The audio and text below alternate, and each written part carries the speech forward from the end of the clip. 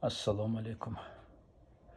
Meni daima оқып жүргендөр, мен жөнүндө кызыккандар билет. Кыргызстанда ташбакалардын эң чоң коллекциясы менде. Мына акыркы калган ташбакаларым. Булар жумшак оюнчуктар дейт.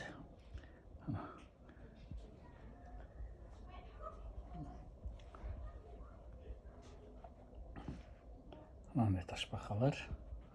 Бул жагы да, экинчи жагы да ташбака.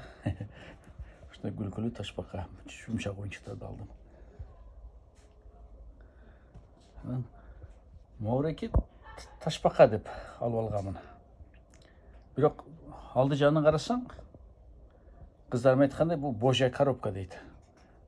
Божья коробка. Ушундай коңгус бар го. Бирок ташбака деп мында кошуп кое берсем болот коллекцияма. Коллекциямда өзгөчө орunu бар. Мында коллекция кошуп коем. Кайсы кызым тартып экен? Менимче 5 жаштагы Кайринса кызым ташбаканы тартыптыр, эки жагынан. Мына. Мында кошуп кое берем. Бул да ташбака да.